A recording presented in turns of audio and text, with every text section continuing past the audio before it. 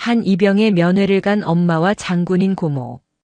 그곳에서 그녀들은 멍투성이가 되어버린 아들의 끔찍한 폭행 흔적을 발견합니다. 어이, 박이병. 면회 끝나고 행정반으로 좀 와라. 어젯밤에 교육받은 거 복습 좀 해야지. 가해자 은폐 간부인 최민철 상사가 심지어 가족들이 보는 앞에서 조카를 협박하며 유유히 사라집니다. 준영 이병은 공포에 질려 고개를 숙였습니다. 순간 강철 나비라 불리는 고모 박서윤 중장의 눈빛이 돌변합니다.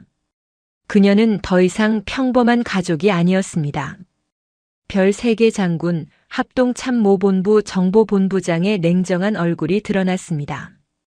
그녀가 참다 못해 전화를 건 곳은 다름 아닌 합참지휘 통제실이었습니다. 나다. 현 시간부로 육군 3사단 백골부대에 대한 합참 차원의 특별 감찰을 개시한다. 국방부 조사본부와 안보지원사 즉각 기동시켜. 여러분, 오늘도 편안한 시간 보내고 계신가요?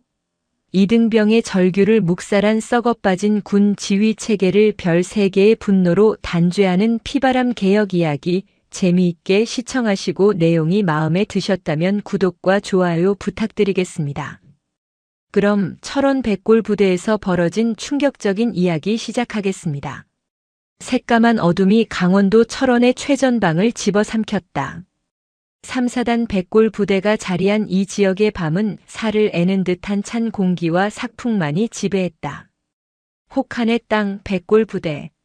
그 이름만큼이나 냉혹하고 무자비한 이등병의 생활은 박준영에게 끊임없는 고통이었다. 준영은 입대한 지 2달, 자대에 배치된 지 2주째였다. 그의 오른쪽 가슴에 달린 계급장, 검은 바탕 위에 하얀 마름모 2개는 그가 이 부대에서 가장 낮은 존재, 이병임을 증명하는 표식이었다. 생활관 안은 20명 남짓한 사내들의 거친 숨소리와 눅진한 땀 냄새, 그리고 짓누르는 계급의 무게로 가득 차 있었다. 생활관의 습도는 높았지만 군기만큼은 철원처럼 얼어붙어 있었다. 준영은 침상 위에서 간신히 몸을 웅크린 채 숨을 쉬고 있었다. 언제 터질지 모르는 시한폭탄, 생활관의 지배자 오진혁 병장의 움직임을 감지하기 위해 온몸의 신경을 곤두세웠다. 오 병장은 상병 2명과 함께 텔레비전을 보고 있었다. 낮게 깔린 뉴스 소리 사이로 오 병장의 낄낄거리는 웃음소리가 마치 사냥개의 울음처럼 날카롭게 들려왔다. 야, 박이병. 낮고 끈적한 목소리가 어둠을 갈랐다. 준영의 심장이 쿵 하고 바닥으로 떨어졌다. 모포 안에서 움찔거리던 준영은 거의 반사적으로 침상을 박차고 내려와 오병장 앞에 섰다. 이병 박준영. 명 받들겠습니다. 관등 성명을 대는 목소리는 떨렸고 그는 오병장의 눈을 감히 마주보지 못하고 바닥에 먼지 더미를 응시했다. 내가 너 부를 때 뭘 쳐다보라고 했냐? 땅바닥에 돈 떨어져 있냐? 오 병장은 텔레비전에서 눈을 떼지 않은 채 손에 쥐고 있던 플라스틱 칫솔을 준영의 머리통으로 던졌다. 딱 소리와 함께 칫솔모가 준영의 귀를 세차게 스쳤다. 죄송합니다. 병장님. 죄송한 건 죄송한 거고. 내 눈을 똑바로 보라고 개새끼야. 준영은 필사적으로 오 병장의 번들거리는 눈동자를 마주보았다. 오 병장은 그제야 고개를 돌려 준영을 위아래로 훑어보았다. 그의 시선은 흡사 정육점 주인이 고깃덩이를 살펴보는 것처럼 차갑고 탐욕스러웠다. 너 오늘 저녁 식사 시간에 국물 흘려서 식탁 더럽혔지. 내가 내 뒤통수에서 흘리는 거 똑똑히 봤는데. 내 그족 같은 식판에서. 그게 아닙니다. 저는 흘리지 않았습니다. 준영은 무심코 사실대로 말해버렸다. 이등병에게는 허용되지 않는 변명이나 항변으로 해석될 수 있는 대사였다. 생활관 전체의 분위기가 일순간 얼어붙었다. 다른 선임들의 시선이 준영에게 꽂혔다. 뭐? 이 새끼가 어디서 거짓말을 짓거려? 내가 두 눈으로 똑똑히 봤는데 내가 아니라고 우겨. 오 병장이 벌떡 일어섰다. 그와 함께 상병 둘도 묵묵히 일어났다. 그것은 곧 폭행 직전의 공식적인 신호였다. 오 병장은 준영의 멱살을 잡아채고 생활관 밖으로 끌고 나갔다. 따라와, 박이병. 너 오늘 아주 뼈가 으스러지는 교육받을 거다. 내 놈 입에서 다시는 거짓말이 안 나오게 해줄게. 그들이 도착한 곳은 중대 건물 뒤편의 세탁 건조장이었다. 눅눅한 세제 냄새와 차가운 시멘트 냄새가 코를 찔렀다.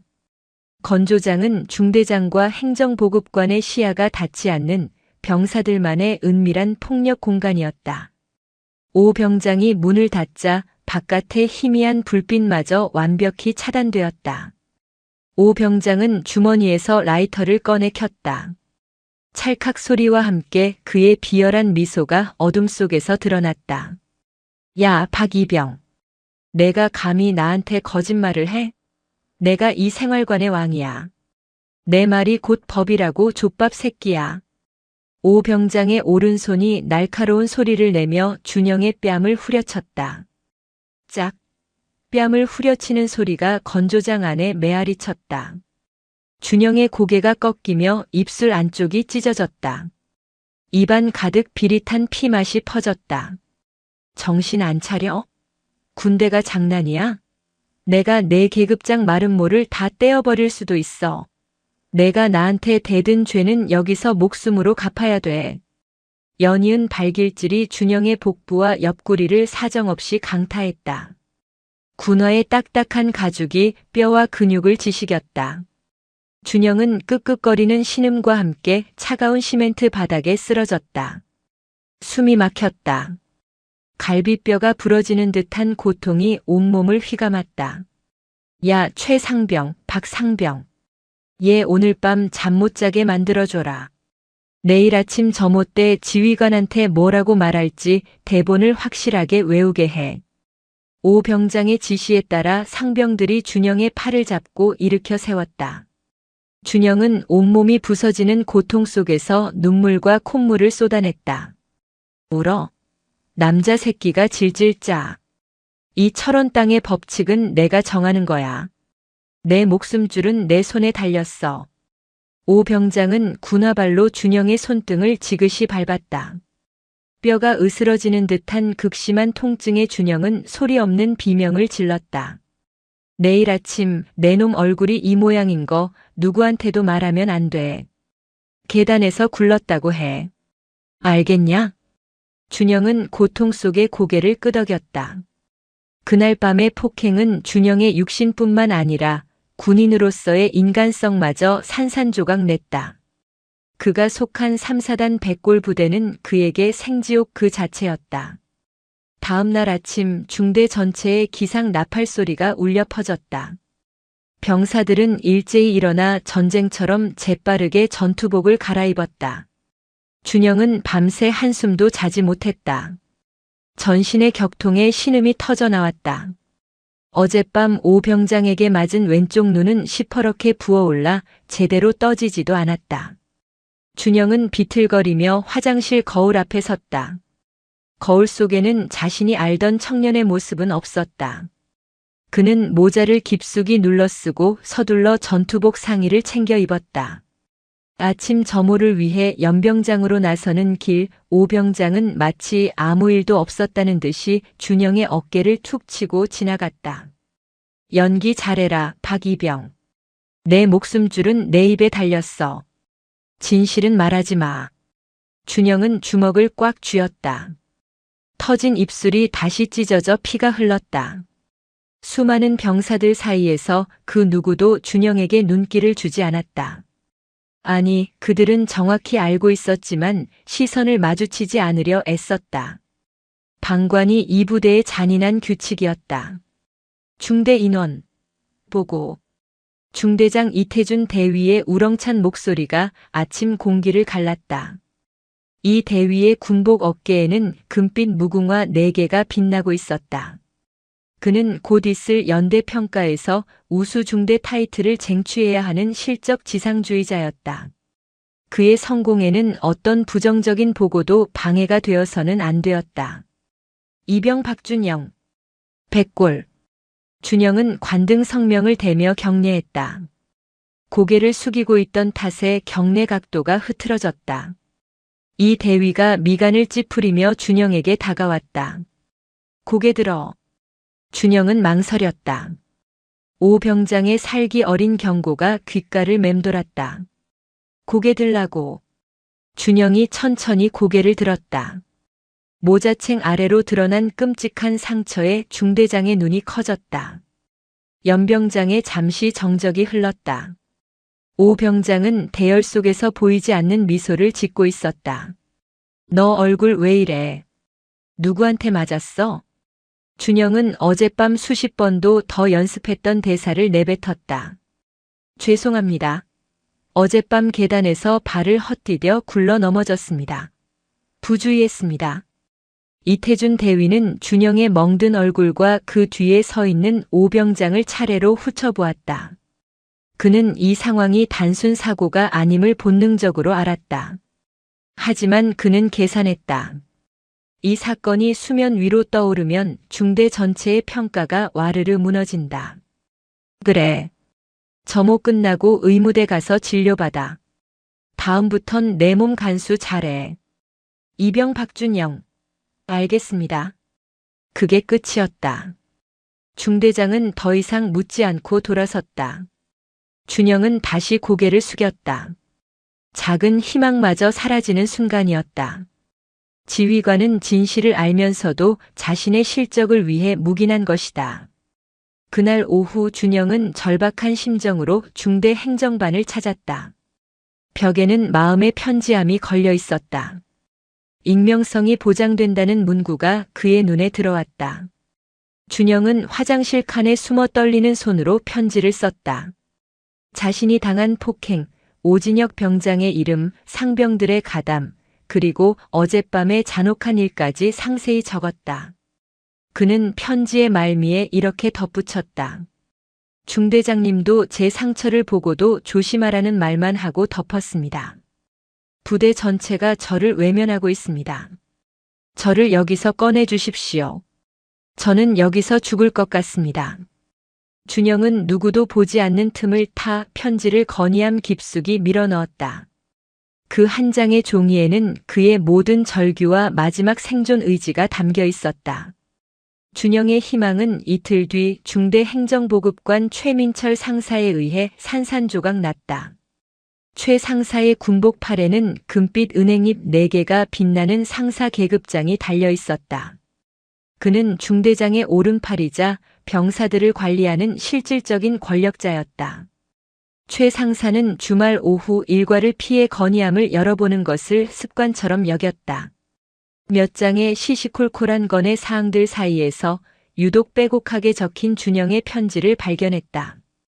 편지를 읽어 내려가던 최 상사의 미간이 굳어졌다. 오진혁 병장 폭행, 중대장 묵인, 군대 폭력. 최 상사는 혀를 차며 자리에서 일어났다. 그는 중대장의 평가를 망치고 싶지 않았다. 이태준 대위의 진급이 곧 자신의 안락한 군 생활을 보장해 줄 것이기 때문이었다. 그는 텔레비전을 보던 오진혁 병장을 불렀다. 야, 오 병장. 너 때문에 내가 귀찮아 죽겠다. 다음 주 연대장님 순시 때 사고 터지면 너만 영창 가는 게 아니라 나랑 중대장님까지 진급물 건너가. 알아서 처리해. 최 상사는 준영의 절규가 담긴 편지를 오 병장에게 건넸다. 네, 상사님. 걱정 마십시오. 쓸데없는 소리 안 나오게 교육 잘 시키겠습니다. 아주 조용히 제대로. 오 병장은 편지를 받아들고는 행정반 뒤편의 소각장으로 향했다. 그는 준영의 편지를 천천히 찢어 불길 속으로 던져 넣었다. 종이가 타 들어가 검은재로 변하는 것을 보며 그의 입가에는 섬뜩한 미소가 걸렸다. 내 놈의 목소리는 누구에게도 닿지 않아. 내가 쓴 건 그저 연기처럼 사라지는 쓰레기야. 그날 밤, 준영은 다시 건조장으로 끌려갔다. 이번에는 오 병장 혼자가 아니었다. 그의 일당 상병들뿐만 아니라 다른 생활관의 분대장급 선임들까지 동원되었다. 그들의 분노는 단순한 폭행이 아닌 조직적인 보복의 형태를 띠고 있었다. 야, 박이병. 내가 감히 우릴 찔러? 내가 누군데 감히 중대장님과 행보관님을 건드려? 내가 쓴 편지 내용을 내 뼈에 새겨줄게. 오 병장의 목소리는 분노를 넘어선 살기를 품고 있었다. 준영은 자신이 마지막으로 기댔던 희망이 자신을 더 깊은 나락으로 밀어넣었다는 것을 깨달았다. 편지 내용은 아주 자세하더라. 오진혁 병장이 나를 짐승처럼 때렸다고. 너 오늘 내가 진짜 짐승이 뭔지 보여줄게. 내가 쓴 거 내가 하나도 빠짐없이 내 몸으로 돌려줄게. 이날의 폭행은 이전보다 훨씬 더 잔혹하고 길었다. 준영은 의식을 잃기 직전 자신의 몸에서 피와 섞인 핏물이 흘러나와 차가운 시멘트 바닥에 붉은 웅덩이를 만드는 것을 느꼈다. 갈비뼈를 걷어차이는 고통, 머리가 벽에 부딪히는 충격. 도망칠 곳은 없다는 절망이 그의 뇌리에 깊숙이 박혔다. 그가 다시 희미하게 정신을 차렸을 때 오병장은 그의 귀에 속삭였다. 이제 내가 믿을 건 아무것도 없어. 내 가족도 내 지휘관도 내가 쓴 개 같은 편지도. 너를 살려둘지 아니면 이 철원 땅에 묻어버릴지는 오직 내 마음이야. 내가 군복을 입는 한 넌 내 소유야. 한 달이라는 시간이 지옥처럼 흘러갔다. 박준영 이병의 몸에는 새로운 멍이 아물 틈도 없이 더해졌다. 오진혁 병장과 그 일당의 가혹 행위는 마음의 편지 사건 이후 더욱 노골적이고 잔인해졌다. 준영은 완벽하게 혼자가 되었다. 철원의 겨울은 끝없이 길었고 그의 삶도 끝없이 절망적이었다. 절망적인 시간이 흐르던 어느 토요일 오후 박준영 이병에게 면회 신청이 들어왔다. 부모님과 고모. 준영은 면회실로 향하는 내내 심장이 불안하게 요동쳤다. 이 만신창이가 된 얼굴, 이 죽어버린 눈빛을 어떻게 설명해야 할까? 그는 모자를 깊숙이 눌러쓰고 상처가 남은 턱을 가리기 위해 필사적으로 고개를 숙였다. 면회실 문을 열고 들어섰을 때 어머니는 그의 창백한 안색과 헬쑥해진 모습에 울먹였다. 아버지는 그런 어머니를 달래면서도 아들의 어딘지 모르게 불안해 보이는 태도를 걱정스럽게 바라보았다. 그리고 테이블 끝에 완벽하게 각 잡힌 자세로 앉아있는 한 여성이 있었다. 바로 준영의 고모 박서윤 중장이었다. 준영의 아버지는 평범한 회사원이었지만 그의 하나뿐인 여동생인 박서윤은 다른 길을 걸었다.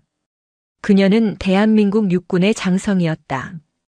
그것도 보통 장성이 아닌 수많은 남성 군인들 사이에서 자신의 능력 하나만으로 정점에 오른 현재 합동참모본부 정보본부장 직책을 수행하고 있는 인물이었다. 그녀의 어깨에 빛나는 금빛 별 3개는 면회실의 모든 공기를 압도하고 있었다. 그녀의 군복은 완벽했고 그녀의 시선은 날카로운 레이저 같았다. 고모셨습니까? 백골. 준영은 애써 목소리를 가다듬고 3, 4단의 경례 구호인 백골을 외치며 경례했다. 그의 목소리는 떨렸지만 군인으로서의 마지막 예의였다. 박서윤 중장은 준영의 경례를 받지 않았다. 그녀는 그저 조카를 날카로운 눈으로 응시했다. 그녀의 눈은 평범한 고모의 눈이 아니었다. 그것은 수십 년간 적의 위장과 기만을 꿰뚫어 본 진실만을 추구하는 정보수장의 눈이었다. 앉아라, 준영아. 그리고 물부터 마셔. 내 목소리가 건조한 철원 공기보다 더 말라있구나. 그녀의 차분한 목소리에 준영은 자리에 앉았다. 어머니는 준비해온 음식을 꺼내며 조잘거렸지만 준영은 음식을 입에 댈 생각조차 하지 못했다. 그의 눈빛은 불안정하게 흔들렸다. 박서윤 중장은 준영이 모자를 깊숙이 눌러쓰고 상처를 가리기 위해 고개를 미묘하게 숙이고 있다는 것을 단번에 파악했다. 그녀의 눈은 이미 그 부자연스러운 행동에서 은폐된 진실을 읽어내고 있었다. 준영아. 예, 고모. 모자 벗어. 지금 당장.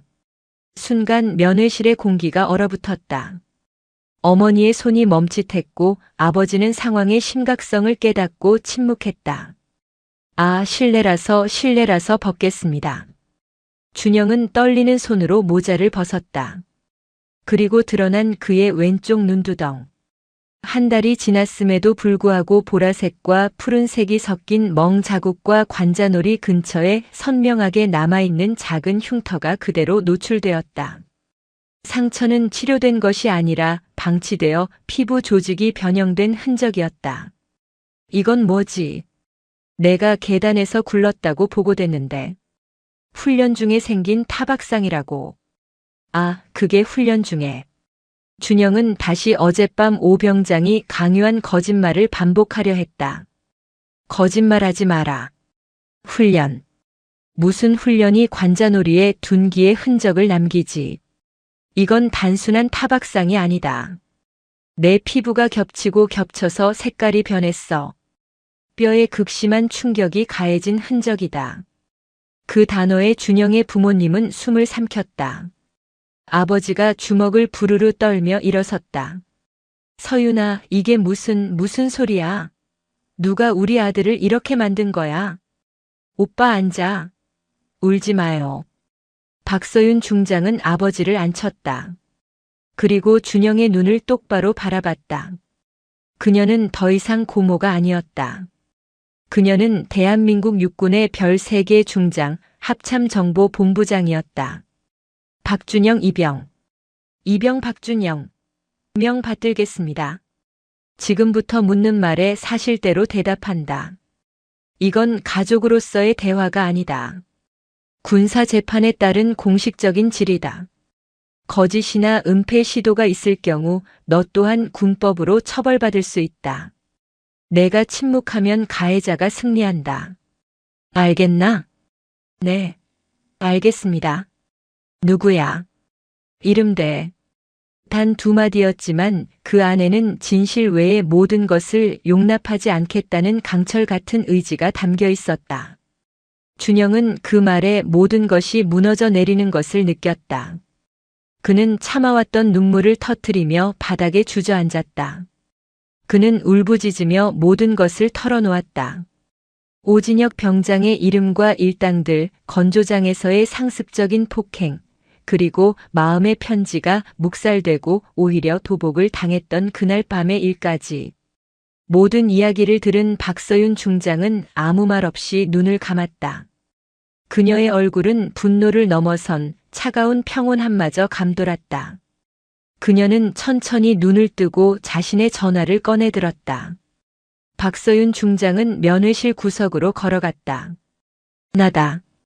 정보본부장 박서윤이다. 전화가 연결되자마자 그녀가 뱉은 첫 마디였다. 수화기 너머에서 긴장한 목소리가 들려왔다. 본부장님, 충성, 지시 하명하십시오. 박서윤 중장의 목소리는 얼음장처럼 차가웠다. 그녀는 대한민국 군의 최고 실세 중 한 명으로서 지체 없이 명령을 하달했다. 지금부터 내 말을 단 하나의 오차도 없이 받아 적고 즉시 실행한다. 하나라도 틀리면 내가 직접 책임져야 할 거야. 명령 대기 중입니다. 하나. 현 시간부로 육군 제3보병사단 백골 부대의 합참정보본부장 명의의 특별감찰 및 직권수사를 명령한다. 수화기 너머의 상대방은 숨을 삼켰다. 사단장조차 거치지 않는 합참의 직접 수사 명령은 사실상 해당 부대의 지휘 체계를 일시 정지시키는 강력한 조치였다. 2. 국방부 조사본부와 군사안보지원사령부에 즉시 통보하여 합동수사팀을 꾸린다. 지금 즉시 3사단으로 기동한다. 현장 도착 예상시간 30분. 그들이 도착할 때까지 현장 보존이 최우선이다. 셋. 3사단 백호연대 수색중대 3소대 건물 전체를 즉시 통제구역으로 설정한다. 특히 행정반에 있는 모든 컴퓨터 하드디스크, 서류 파쇄기, 그리고 마음의 편지함을 원본 그대로 증거 보존한다.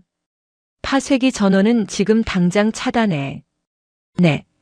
수색중대 이태준 대위, 최민철 상사는 현 시간부로 직무 정지 및 격리 조치한다. 수사 방해 및 증거 인멸 혐의가 포착되는 즉시 체포한다. 5. 3소대 생활관 오진혁 병장 그리고 가혹행위 공범인 상병 2명은 특수폭행 및 가혹행위 현행범으로 간주 합동수사팀 도착 즉시 신병을 확보한다. 마지막으로 그녀는 가장 중요한 명령을 내렸다. 6. 3사단장 윤성민 소장 10분 내로 수색중대 면회실 내 위치로 전투복을 갖추고 뛰어오라고 해. 10분이다. 단 1초도 늦으면 안 돼. 충성. 본부장님, 즉각 조치하겠습니다. 백골. 전화가 끊겼다. 박서윤 중장은 준영의 부모에게 다가왔다. 오빠 형님. 잠시만 기다리세요. 준영이 이리 와. 고모 옆에 앉아. 준영은 여전히 떨고 있었지만 별 3개의 거대한 힘이 자신을 보호하고 있다는 것을 직감했다. 박서윤 중장이 전화를 끊은 지 정확히 3분이 지났을 때 3사단 부대 전체에 비상방송이 울려 퍼졌다. 위수령은 아니었지만 그보다 더 살벌한 실제 상황 전파였다. 현 시간부로 3사단 전 부대 통제, 합동참모본부 지시, 전 장병 및 간부 이동 중지. 주말에 평화롭던 면회실은 순식간에 아수라장이 되었다. 위병소의 헌병들이 다급하게 움직였고 면회객들은 혼란에 빠졌다. 모두 면회실 밖으로 나가지 마십시오. 현재 부대 전체가 합동참모본부 지시로 통제되었습니다. 생명에는 지장이 없습니다. 위병소 헌병들이 면회실 문을 걸어 잠갔다. 그들 역시 영문도 모른 채 상부의 지시를 따를 뿐이었다. 그리고 정확히 15분이 지났을 때 중대 건물 쪽으로 요란한 사이렌 소리와 함께 국방부 검은색 세단과 헌병 지프 차량 4대가 굉음을 내며 질주해왔다. 이는 특수 임무를 부여받은 헌병 및 안보지원사 요원들이 긴급 차량을 이용해 고속으로 기동한 결과였다. 이들은 사단 헌병대와는 차원이 다른 국방부 직할의 최정예 수사 요원들이었다. 검은색 특수임무복장의 헌병 특수임무대 대원들이 차량에서 쏟아져 나와 신속하게 중대 건물을 봉쇄했다. 그들은 문을 부수는 대신 정확한 지휘 계통을 통해 행정반 문을 열고 진입했다. 행정반에서 커피를 마시던 최민철 상사는 화들짝 놀라 일어났다. 누구야? 여긴 왜? 국방부 조사본부 합동수사팀이다. 최민철 상사.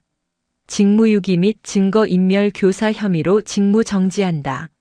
지금부터 모든 행동을 통제한다. 최 상사는 영문도 모른 채 수갑이 채워졌다. 동시에 다른 팀이 3소대 생활관으로 진입했다.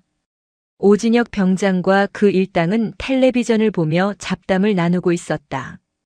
그들은 들이닥친 수사관들에게 압도적인 힘으로 순식간에 제압당했다. 뭐야? 이거 안 나? 오 병장이 발악했지만 수사관의 강력한 제압 기술에 명치를 가격당하고 숨을 골랐다. 이 모든 상황이 박서윤 중장이 전화를 끊은 지 정확히 20분 만에 일어난 일이었다. 그리고 정확히 10분이 되기 직전 면회실 문이 거칠게 열렸다. 3사단장 윤성민 소장이 전투복도 제대로 갖춰 입지 못한 채 땀을 뻘뻘 흘리며 뛰어들어왔다. 그의 뒤에는 참모장과 헌병대장이 사색이 된 얼굴로 따라붙었다. 윤 소장의 어깨에는 그의 계급을 상징하는 금빛 별 2개가 빛나고 있었다. 충성. 본부장님. 뭐 어쩐 일로. 윤성민 소장은 자신의 눈앞에 있는 별 3개, 그것도 합참의 실세 중 실세인 정보본부장을 보고 말을 잇지 못했다. 그는 그제야 이 엄청난 군사적 조치가 무엇 때문에 일어났는지 깨달았다. 박서윤 중장은 경례를 받지도 자리에서 일어나지도 않았다. 그녀는 윤 소장을 차갑게 올려다보며 옆에 앉은 준영의 멍든 얼굴을 손가락으로 가리켰다. 윤 소장. 예, 본부장님. 이 아이, 내 조카 박준영 이병이야. 윤성민 소장의 얼굴이 완전히 질렸다. 그리고 이게 윤 소장이 지휘하는 3사단 백골 부대의 현주소고 내 놈들의 썩어빠진 군기가 낳은 결과다. 박서윤 중장은 자리에서 일어났다. 그녀는 윤 소장에게 다가가 그의 가슴팍을 손가락으로 툭툭 쳤다. 사단장이 자기 부대에서 병사 하나가 고문당해 죽어가는 것도 모르고 있었다는 게 말이 되나? 아니면 알고도 실적 때문에 묵인한 건가? 모른 건 무능이고 묵인했다면 내 놈도 공범이다. 박서윤 중장은 윤성민 소장의 충성 경례를 받지 않고 그의 썩어 문드러진 지휘 체계를 질타했다. 윤 소장, 자네가 지휘하는 별 2개 사단에서 한 이등병이 고문당해 죽어가고 있었다는 뜻이야. 모른 건 무능이고 묵인했다면 그건 국가에 대한 반역이다. 자네에게 기회를 주지. 당장 수색 중대 건조장으로 가지. 자네가 직접 봐야 할 게 있어. 박서윤 중장과 윤성민 소장은 사단 헌병대장과 함께 수색 중대 건물 뒤편의 세탁 건조장 앞에 섰다. 건조장은 이미 합동수사팀에 의해 노란색 통제선으로 둘러싸여 있었다. 눅눅한 세제 냄새 대신 피와 소독약 냄새가 진동했다. 수사관이 앞으로 나서며 보고했다. 보고 드립니다. 현장 감식 결과 세탁기 뒤편과 배수구 근처에서 다량의 혈흔이 발견되었습니다. 루미놀 반응 결과 차가운 시멘트 바닥 곳곳에 닦아내려 한 흔적이 광범위하게 식별되었습니다.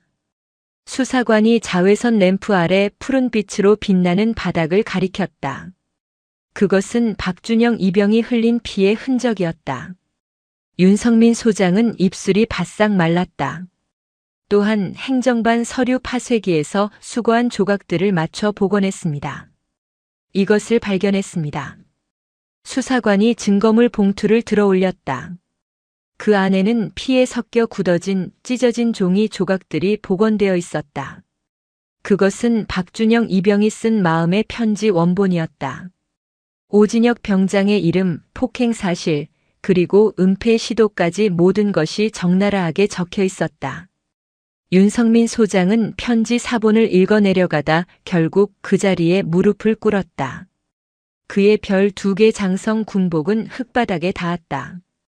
그는 자신의 부대에서 벌어진 이 끔찍한 조직적 범죄에 대해 치욕을 느꼈다. 본부장님, 제가 사단장으로서 면목이 없습니다. 저에게 이 썩은 뿌리를 도려낼 권한을 주십시오. 징계위원회를 열겠습니다. 제가 직접 위원장이 되겠습니다. 박서윤 중장은 윤 소장을 일으켜 세우지 않았다. 좋아. 자네의 그 결의가 진심이길 바라지. 당장 사단장 직권으로 긴급 징계위원회를 소집해. 내가 직접 참관하겠다. 자네의 부하들이 한 병사의 인권을 짓밟고 그것을 조직적으로 은폐한 죄를 이 백골 부대의 모든 장병들이 알아야 해. 3사단 사령부 대회의실은 차가운 정적이 감돌았다. 긴급 소집된 징계위원회는 사단장 윤성민 소장이 직접 위원장을 맡았고 상석에는 합참정보본부장 박서윤 중장이 배석했다. 그녀의 존재 자체가 모든 위원들의 목을 조르고 있었다. 첫 번째는 은폐에 가담한 지휘관들이었다. 이태준 대위, 최민철 상사가 헌병대에 이끌려 수갑을 찬 채 들어왔다.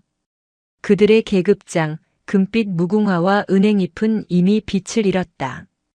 윤성민 소장은 신문을 시작했다. 이태준 대위, 자네는 중대장으로서 소속 병사의 상습적인 구타 및 가혹 행위를 인지하고도 이를 묵살하고 은폐하려 했나? 이 대위는 고개를 숙인 채 변명하려 했다. 하지만 박서윤 중장의 증거 제시에 모든 것이 무너졌다. 최민철 상사가 내 놈의 지시를 받고 마음의 편지를 파쇄했다고 자백했다. 내 놈의 컴퓨터에서는 단순 사고로 축소 보고하라고 지시한 기록이 복원됐어. 내 놈의 진급 점수 때문에 한 병사의 목숨을 버린 거야. 결국 징계 결과가 발표되었다. 이태준 대위와 최민철 상사는 지휘관 및 간부로서의 기본 임무를 망각하고 진실을 조직적으로 은폐하려 한 죄가 극히 무겁다 하여 즉시 보직 해임되고 육군중앙수사단의 이첩 정식 군사재판에 회부되었다. 그들의 군 생활은 한순간의 잘못된 판단으로 끝이 났다. 다음은 가해자들이었다. 오진혁 병장과 공범 상병들이 죄수복 차림으로 들어왔다. 윤성민 소장은 일말의 동정심도 없이 선고했다. 너희는 군인도 아니다. 너희는 군복 입은 폭력배에 불과해. 너희는 전우를 지켜야 할 손으로 전우를 짓밟았다. 오진혁 병장 일당 3사람은 병역 내 상습 폭행, 가혹 행위, 명령 불복종 등 모든 혐의를 적용받아 육군 교도소에 수감되었다. 또한 남은 복무 기간과 관계없이 불명예 강등 조치가 명해졌다. 그들은 한때 생활관의 왕이었지만 이제 모든 것을 잃고 범죄자로 전락했다. 징계위원회가 끝나고 윤성민 소장은 박서윤 중장 앞에 섰다. 윤 소장, 자네에게 다시 묻지. 사표를 낼 텐가 아니면 내 손을 잡고 이 지옥 같은 개혁의 선봉에 설 텐가. 군복을 입고 싶다면 내 명령을 받게. 윤성민 소장은 허리를 꼿꼿이 폈다. 본부장님, 도망치지 않겠습니다. 3사단이 그 시범 부대가 되겠습니다. 제 모든 것을 걸고 이 썩은 뿌리를 뽑아내겠습니다. 백골, 명령만 내려주십시오. 박서윤 중장의 입가에 희미한 미소가 떠올랐다. 그녀는 윤 소장에게 서류철을 던졌다. 좋아. 내가 합참에 복귀하기 전에 구상해본 초안이다. 이름은 병영 부조리 근절을 위한 직통보고 시스템이야. 그 시스템의 핵심은 명확했다. 기존 지휘 계통을 거치지 않고 QR코드를 통해 합참정보본부 내 신설되는 인권센터로 실시간 직통 신고한다는 것이다. 신고자의 신분은 합참정보본부장의 1급 기밀로 분류되어 원 소속 부대는 접근조차 할 수 없었다. 윤성민 소장은 이것이 일선 지휘관들의 지휘권을 심각하게 침해하는 혁명적인 조치임을 알았지만 이를 거부할 명분도 용기도 없었다. 며칠 후 박서윤 중장은 합참으로 복귀했고 그녀가 상정한 직통보고 시스템 안은 최고 지휘관 회의에서 격렬한 반대에 부딪혔다. 정보본부장, 이건 지휘권 침해야. 병사들이 사단장 말은 안 듣고 합참 눈치만 보게 될 거라고. 군기강이 어떻게 될지 생각은 해봤나. 육군 참모총장이 고함을 질렀다. 박서윤 중장은 흔들리지 않았다. 그녀는 회의장 스크린에 박준영 이병의 멍든 얼굴 사진을 띄웠다. 제 조카입니다. 3사단에서 선임병들에게 짐승 취급을 받으며 맞았습니다. 여러분들이 말씀하시는 그 지휘 체계가 이 아이 하나를 지켜주지 못했습니다. 그녀는 목소리를 높였다. 병사들의 목소리를 직접 들으십시오. 그걸 못하겠다면 지금 당장 그 별 떼고 군복 벗으십시오. 박서윤 중장의 사자 후에 회의장은 압도당했다. 결국 국방부 장관의 중재로 직통보고 시스템은 3사단에서 우선 시범 운영하고 그 성과에 따라 전군 확대를 결정하기로 했다. 그리고 3사단은 완전히 다른 부대가 되어 있었다. 윤성민 소장은 모든 생활관, 화장실, 식당에 합참정보본부장 직통 신고 QR코드를 대문짝만하게 붙였다. 간부들은 이제 병사들 뒤에 있는 별 3개의 눈치를 보기 시작했다. 국군수도 병원 1인실. 박준영 이병은 한 달 넘게 집중적인 심리치료를 받고 있었다. 담당 군의관은 외상 후 스트레스 장애 진단으로 의병 전역을 권고했다. 부모님도 제발 그만두고 집으로 돌아오라고 애원했다. 그때 병실 문을 노크하는 소리가 들렸다. 사복 차림의 박서윤 중장이었다. 준영아, 선택은 내 몫이다. 이대로 전역해서 평범한 삶을 살아도 그 누구도 너를 비난하지 않아. 하지만 내가 겪었던 그 아픔을 다른 후배들이 겪지 않도록 돕고 싶다는 마음이 조금이라도 남아있다면 부사관 지원해 보는 건 어떻겠니? 그녀는 준영의 눈을 바라봤다. 내가 간부가 되어서 내가 겪었던 그 부조리를 직접 내 손으로 막는 거야. 고모가 뒤에서 든든하게 밀어줄게. 박준영 이병은 도망치는 대신 맞서 싸우기로 결심했다. 그는 의병 전역 신청서를 찢어버리고 부사관 지원서를 작성하기 시작했다. 몇 년의 시간이 흘렀다. 육군 훈련소. 수백 명의 훈련병들이 도열해 있었다. 한 남자가 그들 앞을 천천히 걸어가고 있었다. 그의 전투복 상의에는 녹색 바탕 위에 노란색 작대기 하나가 선명하게 빛나고 있었다. 바로 박준영 하사였다. 박준영 하사는 훈련병들의 눈빛만 봐도 그들의 상태를 알 수 있었다. 며칠간 잠을 설치는 훈련병, 그리고 동기들 사이에서 따돌림 당하고 있는 훈련병까지. 그는 훈련을 마친 후 조용히 한 훈련병을 분대장실로 불렀다. 너 며칠 전부터 밥도 잘 안 먹고 밤에 잠도 못 자지. 생활관 동기들이 너 따돌리나? 훈련병의 눈이 커졌고 결국 참았던 눈물이 터져 나왔다. 어떻게 하셨습니까? 나도 너만 할 때, 나도 이병일 때 그랬거든. 박준영 하사는 자신의 책상 서랍에 코팅되어 있는 마음의 편지 원본을 보여주었다. 하지만 지금은 달라. 저기 벽에 붙은 QR코드 보이지? 합참정보본부장 직통 신고 라인이야. 저게 있으면 넌 혼자가 아니야. 하지만 저걸 쓰기 전에 나한테 먼저 얘기해주면 안 될까? 내가 내 분대장이잖아. 내가 먼저 내 편이 되어줄게. 훈련병은 박준영 하사의 눈을 바라봤다. 그곳에는 오직 자신의 고통을 진심으로 이해해주는 한 사람의 군인의 눈빛이 있었다. 철원의 차가운 건조장에서 시작된 한 이등병의 절망은 이제 수많은 훈련병들을 지키는 희망의 불씨가 되어 타오르고 있었다. 박준영 하사와 박서윤 중장은 그렇게 자신들의 자리에서 대한민국 군대를 바꾸고 있었다. 오빠, 나 지금 정문 앞이야. 근데 이 미친 땅개년이 나 못 들어가게 해. 빨리 좀 와봐.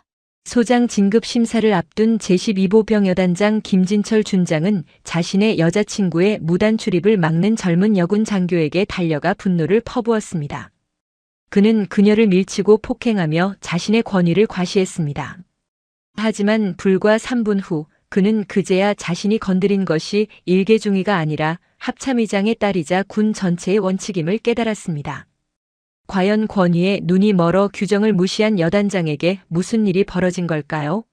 그의 오만함은 군의 시스템 앞에서 어떻게 처절하게 파멸했을까요? 잠시만요. 본 이야기가 시작되기 전에 구독과 좋아요로 응원해 주시면 감사하겠습니다. 그 마음에 보답할 수 있도록 오늘도 정성껏 이야기 전해드리겠습니다.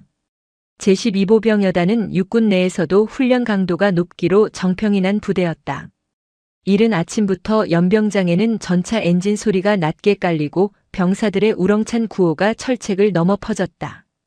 여단장 김진철 준장은 다음 달로 예정된 소장 진급 심사를 앞두고 있었다. 그의 모든 언행과 지시는 오직 그 별 하나의 무게에 맞춰져 있었다. 그는 부대의 모든 것이 완벽하게 돌아가기를 원했다. 그러나 그 완벽함은 규정과 원칙이 아닌 오직 상부의 눈에 비칠 성과라는 잣대로 재단되었다. 부대 전체에 흐르는 미세한 긴장감은 완벽한 것처럼 보이는 질서 이면에 깔린 김진철 준장의 불안감에서 비롯된 것이었다. 여단 본부 작전 장교인 한지민 중위는 그 긴장감과는 거리가 먼 인물이었다. 그녀는 27의 나이에 이미 육군 장교로서 완벽하게 정제된 사고방식과 태도를 갖추고 있었다. 아버지 이철루 합참의장의 후광 따위는 그녀의 군 생활에 아무런 영향을 미치지 않았다.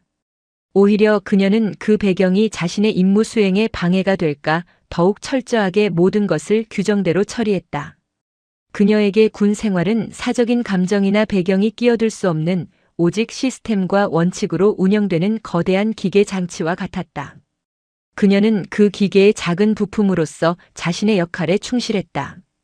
매일 아침 그녀의 일과는 작전 상황판을 점검하는 것으로 시작해 부대 내 모든 출입 통제 절차의 이상 유무를 확인하는 것으로 이어졌다. 그녀는 특히 위병소의 통제 절차를 중시했다.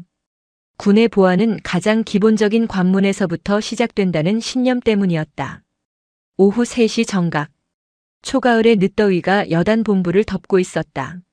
한지민 중위는 위병소 근무 실태를 점검하기 위해 행정부사관 김 상사와 함께 위병소 관제실에 머물고 있었다. 김 상사는 30대 후반의 베테랑 부사관으로 위병소 근무의 잔뼈가 굵은 인물이었다. 그는 한지민 중위의 배경을 알고 있었지만 그녀가 보여주는 FM 정신에 존경심을 가지고 있었다. 바로 그때 요란한 소리를 내며 검은색 외제 스포츠카 한 대가 위병소 차단선 앞에 멈춰섰다. 운전석 창문이 내려가자 짙은 선글라스 아래로 28살 정도의 젊은 여성 유미소의 얼굴이 드러났다. 그녀는 자신의 미모와 함께 김진철 준장과의 사적인 관계가 곧 부대의 최고 권위라고 믿는 인물이었다. 그녀는 위병소 근무자들을 귀찮은 존재로 여겼다. 김 상사가 경례를 올리고 정중하게 말을 건넸습니다. 충성, 신분 확인 및 방문 목적을 말씀해 주십시오. 유미소는 선글라스를 내리며 짜증이 가득한 표정으로 대답했습니다. 오빠 만나러 왔어요. 여단장 오빠. 위에서 연락 안 왔어요? 그녀의 목소리는 이미 부대에 들어와 있다는 듯 위압적이었지만 위병소에는 그녀에 대한 사전 등록이나 방문 요청이 없었습니다. 김 상사는 얼굴색 하나 변하지 않고 규정을 언급했습니다. 죄송합니다. 사전에 등록되지 않은 민간인은 군사보안시설인 부대에 임의로 출입할 수 없습니다. 여단장님께 연락 후 정확한 신분 확인 및 방문 승인을 받아주십시오. 내가 거짓말을 하는 것 같아요? 오빠한테 전화해서 당장 너 잘라버리라고 할까? 김 상사는 여전히 공손했지만 단호했습니다. 김 상사. 군인의 직무는 규정 준수에 있습니다. 사모님께서 여단장님께 직접 연락하시고 승인 절차를 밟아주시길 바랍니다. 저는 규정대로 차단선을 열 수 없습니다.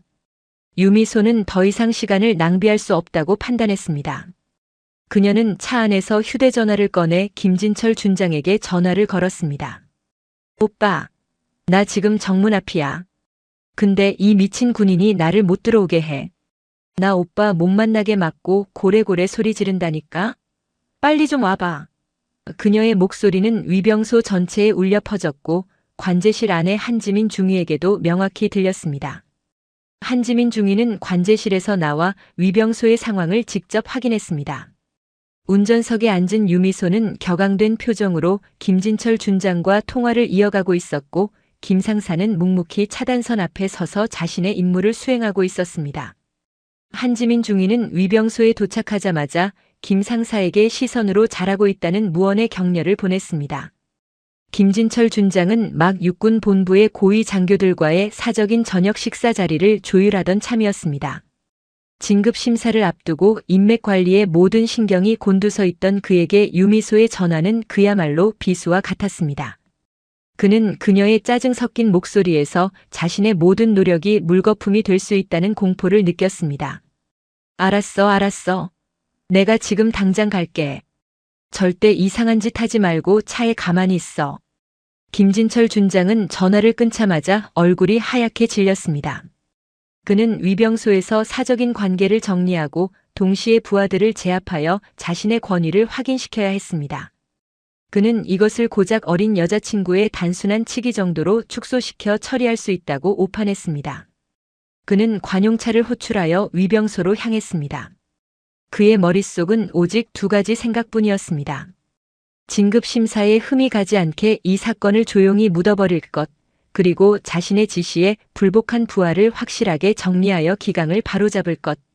하지만 그는 그 부하가 누구인지, 그리고 그 부하의 배경이 무엇인지에 대한 정보를 제대로 인지하지 못한 상태였습니다. 그의 눈에는 오직 자신의 앞길을 막는 장애물만 보였습니다. 한지민 중위는 여단장의 관용차가 오는 것을 확인하고 위병소 차단선 옆에 단단히 섰습니다. 그녀는 이미 이 상황이 단순한 출입 통제 문제가 아닌 군의 지휘 기강을 시험하는 문제로 커졌음을 직감했습니다. 그녀는 어떤 일이 있어도 규정을 굽힐 생각이 없었습니다. 그녀의 아버지 이철루 합참의장은 그녀에게 늘 이렇게 가르쳤습니다. 군인의 가장 큰 무기는 총이 아니라 원칙이다. 원칙을 버리는 순간 군인은 더 이상 군인이 아니다. 곧이어 김진철 준장의 관용차가 위병소 앞에 멈춰 섰습니다. 그는 차에서 내리자마자 잔뜩 격앙된 표정으로 한지민 중위를 노려보았습니다. 그의 얼굴에는 이미 분노와 짜증, 그리고 불안함이 뒤섞여 있었습니다.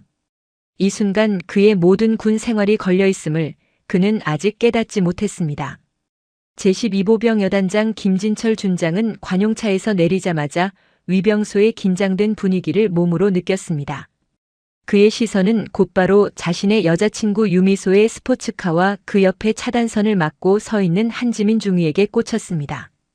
김진철 준장은 얼굴을 붉히며 여자친구에게 잘 보이고 동시에 자신의 지휘 권위를 확립하기 위해 부하 장교를 압박하기로 결정했습니다. 그는 이것이 단순한 소동으로 끝날 수 있다고 믿는 어리석은 판단을 했습니다. 그는 유미소에게는 억지 미소를 지어 보이고 한지민 중위에게는 냉철한 분노를 표출했습니다. 자네 지금 뭘 하고 있나? 여단장의 손님을 이렇게 밖에서 기다리게 하는 것이 작전 장교의 임무인가? 그의 목소리는 쩌렁쩌렁 울렸고 위병소 근무자들은 일제히 얼어붙었습니다. 한지민 중위는 자세를 바로잡고 절도 있게 거수 경례를 올렸습니다. 충성. 여단 본부 작전 장교 한지민 중위입니다. 보고드립니다. 해당 방문 차량은 사전 등록이 완료되지 않았으며 방문 목적 또한 여단장과의 사적 만남으로 명확한 공무 목적이 확인되지 않았습니다. 군사보안시설인 부대의 출입 규정 제4조에 의거 출입 통제를 시행하고 있습니다. 그녀의 보고는 빠르고 정확했으며 규정의 조항까지 명확하게 언급했습니다. 김진철 준장은 한지민 중위의 단호함과 규정 언급에 크게 당황했습니다. 일반적으로 부하들은 그의 불같은 성격과 준장이라는 계급 앞에서 그의 사적인 지시에도 묵묵히 따랐습니다. 하지만 한지민 중위는 그의 권위와 분노를 전혀 두려워하지 않는 것처럼 보였습니다. 지금 나에게 규정을 가르치겠다는 것인가? 이 부대의 규정은 누가 정하는가? 바로 내가 정하는 것이다. 내가 허가하면 출입이 가능한 것이지 자네가 나설 자리가 아니다. 그는 유미소가 차 안에서 이 모든 광경을 지켜보고 있음을 알고 더욱 목소리를 높였습니다. 유미소는 창문을 내리고 김진철 준장을 향해 소리쳤습니다. 오빠, 저 미친년 당장 치워. 나 지금 너무 열받았어. 유미소의 외침은 김진철 준장의 이성을 완전히 마비시켰습니다. 그는 진급 심사보다 여자친구의 기분을 맞추는 것이 급선무라고 착각했습니다. 그는 한지민 중위에게 한 걸음 더 다가섰습니다. 한중위, 나는 지금 여단장으로서 공식적인 지시를 내리고 있다. 당장 차단선을 열고 이 차량을 통과시켜. 나의 지시를 거부하는 것은 항명에 해당함을 명심해. 그의 목소리는 협박과 분노가 뒤섞인 이미 사적인 감정으로 가득 찬 것이었습니다. 한지민 중위는 눈을 피하지 않았습니다. 죄송합니다, 여단장님. 그러나 군의 모든 지시는 규정과 법률에 근거해야 합니다. 여단장님의 현 지시는 공무 목적이 불분명한 민간인에게 군사시설을 개방하라는 것으로 군사보안 규정 제2조를 명백히 위반합니다. 그녀가 다시 한번 규정을 언급하자 김진철 준장의 뇌는 폭발했습니다. 그는 진급 심사의 압박감, 유미소에게 보여야 할 권위, 그리고 자신의 명령을 정면으로 거부하는 부하에 대한 분노가 뒤섞여 이성을 잃었습니다. 그는 이 부대가 자신의 왕국이라고 여겼고 왕의 명령을 거부하는 부하를 용서할 수 없었습니다. 내가 감히 지금 누구 앞에서 항명을 하는가? 내 아버지의 배경을 믿고 이따위 짓을 하는 것이냐? 이 부대는 내 아버지의 사유지가 아니다. 그는 합참의장의 딸이라는 배경을 언급하며 한지민 중위의 정당한 임무 수행을 사적인 이유로 폄하했습니다. 한지민 중위는 이 말이 자신을 향한 마지막 경고이자 이 상황을 되돌릴 수 없는 선을 넘는 발언임을 알았습니다. 그녀는 김진철 준장을 응시하며 단호하게 대답했습니다. 제 배경은 중요하지 않습니다. 저는 작전 장교로서 제 임무를 수행할 뿐입니다. 위병소 통제 규정은 저에게 주어진 군인의 의무입니다. 김진철 준장은 유미소의 조롱 섞인 시선과 부하들의 침묵 속에서 자신의 권위가 무너지고 있음을 느꼈습니다. 그는 더 이상 말을 섞을 필요가 없다고 판단했습니다.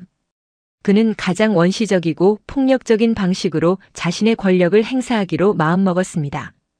이 순간의 행동이 자신의 인생을 완전히 끝장낼 것이라는 사실을 모른 채 말입니다. 그는 주먹을 꽉 쥐고 한지민 중위에게 달려들었습니다. 비켜. 당장 내 눈앞에서 사라져. 그의 분노는 폭력으로 표출되었습니다. 그는 한지민 중위의 오른쪽 어깨를 온 힘을 다해 밀쳤습니다.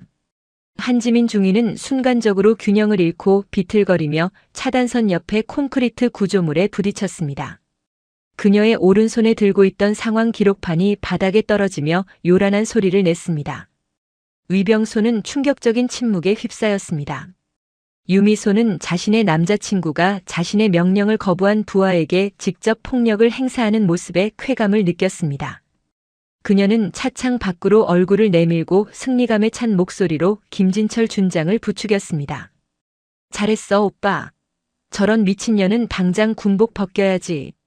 하지만 유미소의 외침은 곧 이어질 한지민 중위의 행동 앞에서 무의미해졌습니다.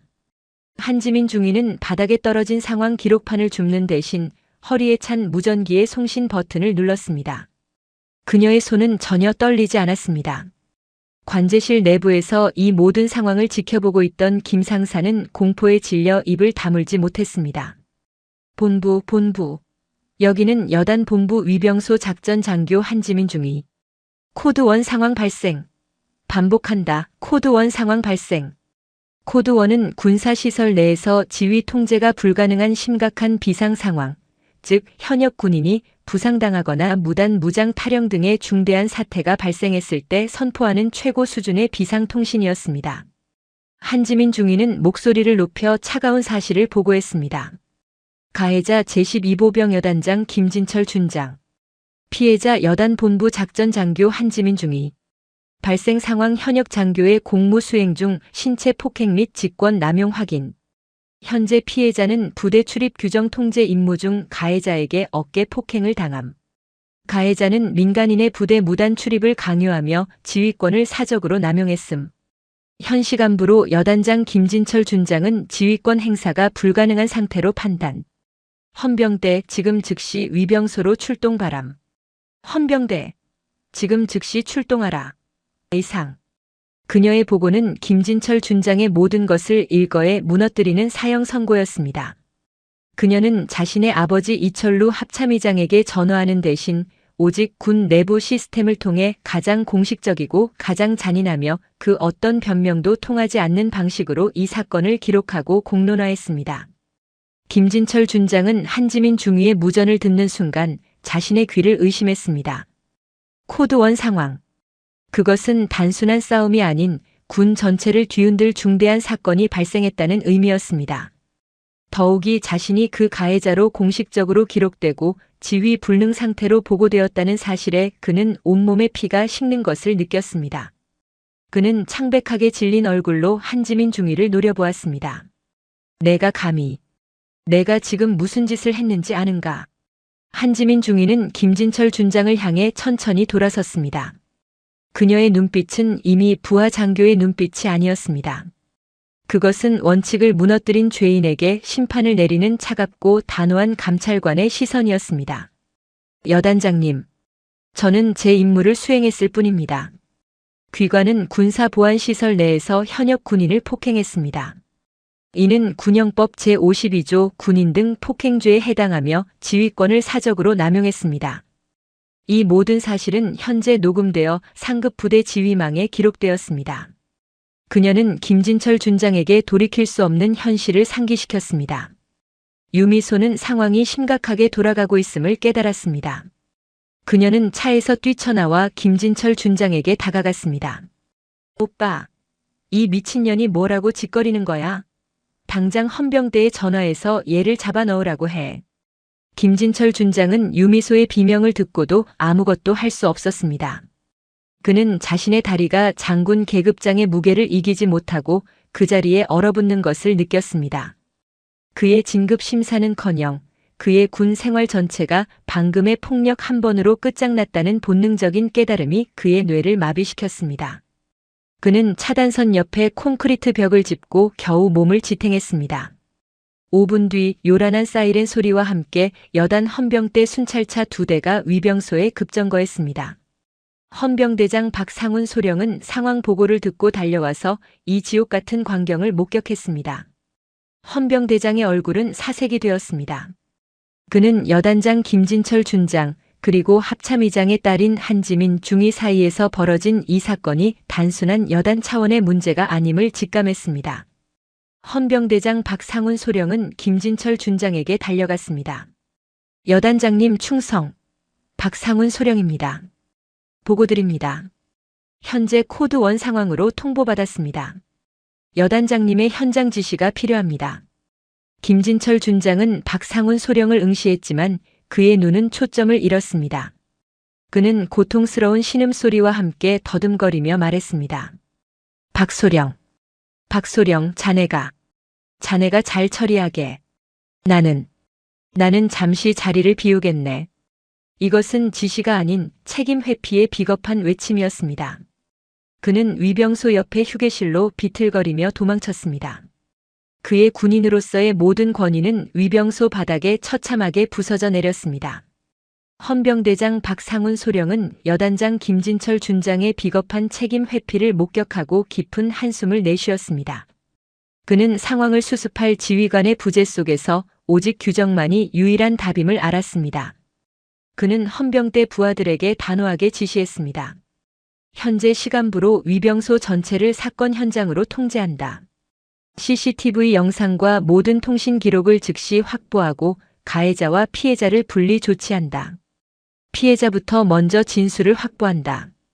박상훈 소령은 한지민 중위에게 다가갔습니다. 한중위, 충성, 헌병대장 박상훈 소령입니다. 몸은 괜찮으십니까? 여단 의무대에 연락하여 상태를 먼저 확인하시죠. 한지민 중위는 그의 제안을 단호하게 거절했습니다. 괜찮습니다, 소령님. 저는 지금 이 자리에서 벗어나지 않겠습니다. 폭행 흔적의 사진 채증과 공식 진술서 작성이 완료되기 전까지는 현장을 이탈하지 않는 것이 원칙입니다. 저는 현장에서 가해자의 직권 남용과 폭행 사실을 명확히 진술하겠습니다. 그녀의 침착함은 박상훈 소령에게 깊은 압박감을 주었습니다. 그녀는 감정에 호소하는 대신 오직 규정과 절차만을 요구했습니다. 헌병대 부사관들이 즉시 사진기를 들고 한지민 중위의 어깨 부위와 주변 상황을 상세히 촬영했습니다. 유미소는 상황이 심각하게 돌아가고 있음을 깨닫고 분노했습니다. 그녀는 박상훈 소령에게 달려들었습니다. 당신 뭐야? 당신 지금 나랑 내 남자친구한테 이러는 거야? 당장 저 여자를 감옥에 쳐넣어. 얘가 나한테 욕을 하고 무단으로 길을 막았어. 박상훈 소령은 유미소에게 경고했습니다. 사모님, 현재 여단장님은 사건의 이해 관계자로 간주되어 지휘 권한이 정지된 상태입니다. 그리고 사모님은 현역 군인을 폭행한 현행범입니다. 수사에 불필요한 협조를 중단해 주십시오. 그렇지 않으면 공무집행 방해 혐의가 추가될 수 있습니다. 당신도 잘릴 줄 알아. 내가 누군 줄 알고 이래. 당장 내 남자친구한테 전화해서 너 당장 옷 벗으라고 할 거야. 그녀는 위병소 전체를 시끄럽게 만들었습니다.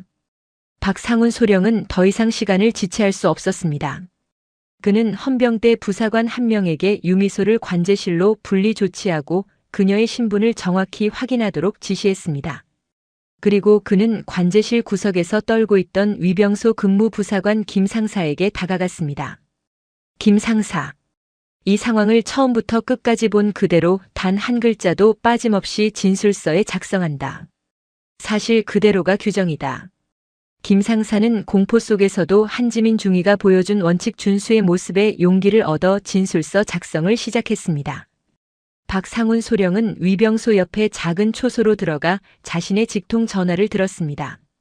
그는 여단 차원에서 이 사건을 덮을 수 없음을 명확히 알고 있었습니다. 이 사건은 이미 육군본부의 합참의장 이철루 대장의 딸이 연루된 중대한 사건이었고 위병소의 통신망에 김진철 준장의 직권 남용이 명백하게 기록되어 있었습니다. 그는 상급 부대인 군단 사령부 헌병대장에게 직통으로 전화를 걸었습니다. 충성, 제12보병여단 헌병대장 박상훈 소령입니다. 코드 1 상황을 보고드립니다. 여단장 김진철 준장이 임무 수행 중인 작전 장교에게 신체 폭행을 가했으며 현재 지휘 불능 상태입니다. 가해자는 민간인의 무단 출입을 강요하는 과정에서 직권을 남용했습니다. 부득이하게 여단 자체 수습이 불가능하다고 판단, 군단 사령부 차원의 감찰 및 수사 이첩을 요청합니다. 피해자는 한지민 중위입니다. 보고 끝. 박상훈 소령의 이 결정은 김진철 준장에게 내려진 두 번째 사망 선고였습니다. 그는 자신의 군 생활을 보전하기 위해 가장 현실적이고 가장 관료적인 조치를 취했습니다. 여단장에게 충성하는 대신 그는 군이라는 조직 전체의 규정에 충성했습니다. 이 보고는 군단 사령부를 넘어 육군 본부까지 일파만파로 퍼져나갔습니다. 군단장은 새벽에 이 보고를 받자마자 경로했습니다. 그는 김진철 준장에게 전화를 걸어 차갑게 다그쳤습니다. 김 준장, 자네 제정신인가? 이 상황을 어떻게 수습할 생각인가? 당장 육군 본부 감찰팀이 내려올 것이다.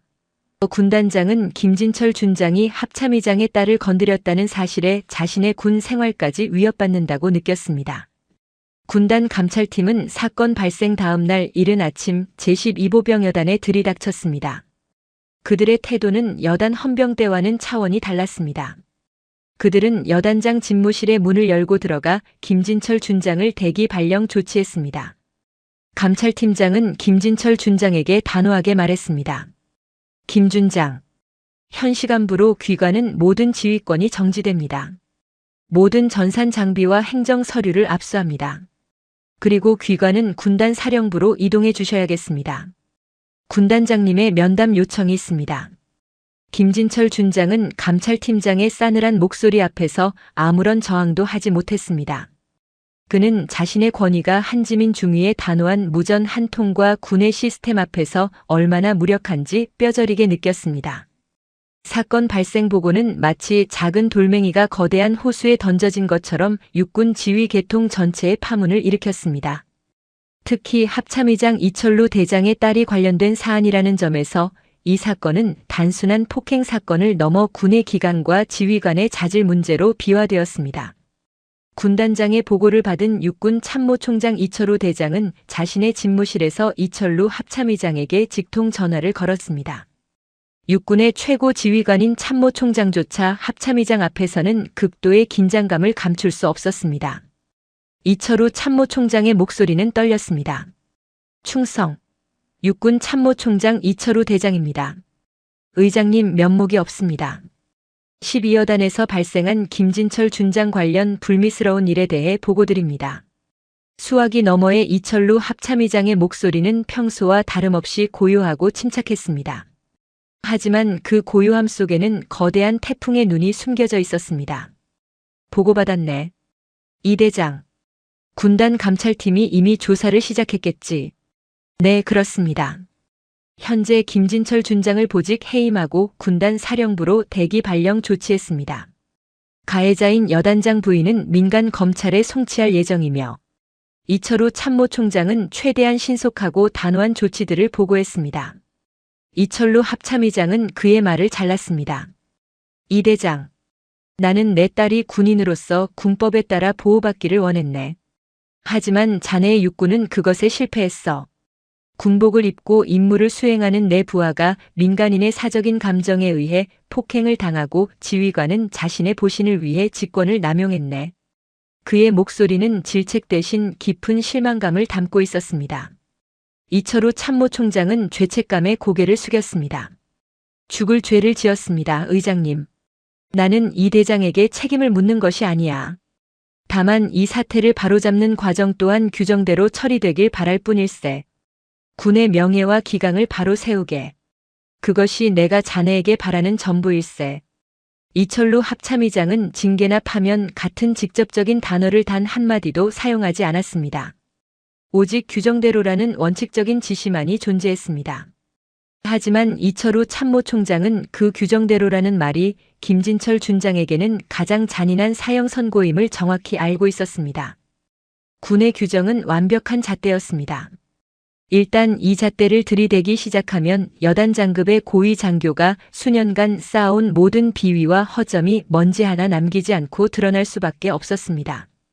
합참의장의 지시는 군의 원칙을 수호하라는 명령이자 김진철 준장의 모든 것을 철저히 파헤치라는 암호였습니다. 전화가 끊긴 후 이철우 참모총장은 10초 동안 숨을 몰아쉬었습니다. 그는 즉시 인사사령관과 감찰실장, 법무실장을 자신의 집무실로 호출했습니다. 인사사령관. 김진철 준장 오늘부로 육군본부 인사사령부 대기 발령 조치해. 그리고 감찰실장, 법무실장. 의장님께서 규정대로 하라고 하셨네. 그게 무슨 뜻인지 알겠지? 김 준장이 12여단에 부임한 첫날부터 오늘까지 사용한 모든 공금, 모든 지휘서신, 모든 판공비 집행 내역을 먼지 한 톨까지 남기지 말고 다 털어. 진짜 지옥은 이제부터 시작이다. 이 명령과 함께 육군본부 소속의 회계 전문 국무원들과 베테랑 감사 장교들로 구성된 특별감사팀이 제12보병여단으로 급파되었습니다. 그들의 목표는 폭행 사건 자체가 아니었습니다. 폭행 사건은 이미 한지민 중위의 무전 기록으로 명확히 입증된 사실이었습니다. 그들의 목표는 오직 김진철 준장이 그동안 쌓아올린 권력과 돈의 모든 부정한 흔적을 찾아내는 것이었습니다. 특별감사팀장인 배 대령은 군 내에서도 저승사자로 불리는 인물이었습니다. 그는 김진철 준장과 군사학교 동기였지만 사적인 감정 따위는 전혀 없었습니다. 그는 여단 본부의 가장 큰 회계 사무실을 통째로 압수하듯 넘겨받아 야전 지휘소로 삼았습니다. 그들의 조사는 소리 없이 그러나 집요하게 진행되었습니다. 첫 번째로 터진 것은 관용차 사적 유용이었습니다. 김진철 준장은 부대 지원으로 배정된 두 번째 관용차를 여자친구 유미소의 개인 차량처럼 사용하도록 묵인했습니다. 운전병의 근무 일지에는 인근 부대 지휘 방문이라고 적혀 있었지만 감사팀이 확보한 해당 차량의 하이패스 기록과 유류 결제 카드는 완전히 다른 장소를 가리키고 있었습니다. 서울 강남의 고급 상가 주차장 결제 내역, 그리고 운전병의 숙박비는 부대 운영비로 처리된 사실이 드러났습니다. 두 번째는 공관병 사적 운용이었습니다. 김진철 준장의 관사에서 근무했던 공관병들의 휴대전화 기록이 확보되었습니다. 여자친구 유미소가 공관병들에게 개인적인 심부름을 시키고 심지어 김진철 준장이 이를 알고도 묵인했다는 사실이 밝혀졌습니다. 공관병들은 유미소의 명품 가방 관리나 심부름까지 해야 했습니다. 세 번째는 부대 복지 기금 횡령 의혹이었습니다. 장병들의 복지를 위해 쓰여야 할 돈이 김진철 준장과 유미소의 사적인 파티 비용으로 흘러들어간 정황이 포착되었습니다. 장병 체육대회 경품 명목으로 결제된 수백만 원짜리 영수증이 실제로는 유미소가 주최한 사교 모임의 최고급 호텔 음식 비용으로 사용된 사실이 영수증 발행 시간 차이를 통해 명백하게 드러났습니다. 김진철 준장의 권력은 이미 부대의 공금까지 탐하는 지경에 이르렀던 것입니다. 김진철 준장은 자신의 군 생활이 통째로 뜯겨나가는 동안 육군 본부 인사사령부의 대기 발령 장교 사무실로 매일 출근해야 했습니다. 그 사무실은 본부 건물의 복도 맨 끝, 창고 옆에 위치한 가장 외지고 아무도 찾지 않는 곳이었습니다. 그곳은 마치 군복을 입은 채 영혼을 잃은 사람들이 모여 사는 유령의 집과 같았습니다. 그 방에는 그와 같이 사고를 치고 보직 해임된 다른 대령, 중령들이 유령처럼 앉아 있었습니다. 그들은 서로에게 말도 걸지 않았습니다. 그저 아침 9시에 출근 도장을 찍고 오후 5시까지 의미 없이 모니터만 바라보다 퇴근하는 살아있는 시체들이었습니다. 김진철 준장은 그곳에서 자신의 모든 것이 무너지고 있음을 느꼈습니다. 여단장 집무실의 화려함과 권위는 사라지고 이제 그는 자신이 누구인지, 자신의 미래가 어떻게 될지 아무도 예측할 수 없는 미궁 속에 갇힌 죄수와 같았습니다. 그는 여단에서 진행되고 있는 특별감사의 세부 내용을 알지 못했습니다. 하지만 매일 아침 은행 계좌를 확인하며 자신의 모든 재산이 동결되지는 않았는지 확인하는 것이 그의 유일한 일과였습니다. 그가 그동안 공들여 관리했던 모든 인맥과 라인은 그를 철저히 외면했습니다. 그가 진급을 위해 술을 사 먹이고 경조사비를 뿌렸던 군사학교 동기, 선배, 후배들 중 단 한 명도 그의 전화를 받지 않았습니다. 전화는 연결되더라도 곧바로 끊겼고 문자 메시지는 읽음 표시조차 뜨지 않았습니다. 그는 자신이 합참의장의 딸을 건드렸다는 사실보다 자신이 이제 쓸모없는 카드가 되어 조직으로부터 버려졌다는 사실에 더욱 절망했습니다. 군이라는 거대한 조직은 그에게 필요한 동안은 무한한 권력을 주었지만 쓸모가 없어지자 가차없이 그를 내버렸습니다. 가장 그를 고통스럽게 만든 것은 여자친구 유미소의 존재였습니다. 유미소는 김진철 준장이 대기 발령 상태가 되자마자 끊임없이 전화를 걸어왔습니다. 그녀의 목소리는 더 이상 애교가 아닌 분노와 요구로 가득 차 있었습니다. 오빠, 지금 뭐하고 있어? 당장 나를 위해 변호사를 선임해줘. 나는 국내 최고 로펌 변호사가 필요해. 왜 내 계좌가 지급 정지된 거야? 당장 내 돈을 돌려놓으라고. 미소야. 나도 지금 아무것도 할 수 없어. 모든 게 다 정지됐어. 나는 지금. 오빠가 별 달고 뭐 했어? 고작 그 중이 하나 못 이겨서 이 지경이 된 거야? 나한테는 오빠가 육군 그 자체라며. 당장 그 여자 아버지한테 전화해서 무릎 꿇고 사과하라고 해. 내 군 생활을 망치지 마. 유미소의 외침은 김진철 준장의 귀에 날카로운 빗으로 박혔습니다. 그는 모든 것이 유미소를 보호하고 그녀에게 권위를 보여주려다 벌어진 일임을 알면서도 이제 와서 그녀에게서 아무런 위로도 얻을 수 없다는 사실에 고통스러웠습니다. 마침내 그는 숨겨왔던 진실을 유미소에게 털어놓았습니다. 미소야. 그 한지민 중이 그 여자의 아버지가 합참의장 이철루 대장이셔. 내가 내 손으로 내 모든 것을 날려버렸어. 수화기 너머에서 유미소의 요란한 비명과 함께 전화가 끊겼습니다. 합참의장 이철루 대장. 그 이름이 주는 무게는 그녀의 얕은 지식을 강타했습니다. 그녀는 그제야 자신이 무슨 짓을 했는지, 자신이 누구에게 대들었는지 깨달았습니다. 그녀는 더 이상 김진철 준장에게 연락하지 않았습니다. 그녀는 변호사고 뭐고 자신의 안전만을 생각하며 집안의 현금과 귀금속을 챙겨 도망갈 준비를 하기 시작했습니다. 하지만 그녀가 집을 나서기도 전에 검찰의 출국 금지 조치와 함께 그녀의 모든 은행 계좌가 지급 정지되었다는 통보를 받았습니다. 그녀는 하루아침에 돈 한 푼 쓸 수 없는 빈털터리가 되었습니다. 그녀의 몰락은 김진철 준장의 범죄와 함께 시작되었던 것입니다. 김진철 준장은 대기 발령 사무실에서 매일 밤 악몽을 꾸었습니다. 한지민 중위가 자신의 군복을 벗겨내는 꿈, 그리고 유미소의 비명소리. 그의 정신은 이미 무너지고 있었습니다. 시간은 김진철 준장을 기다려주지 않았습니다. 사건 발생 3주 후 그의 군 생활을 최종적으로 결정할 징계위원회가 육군본부에서 소집되었습니다.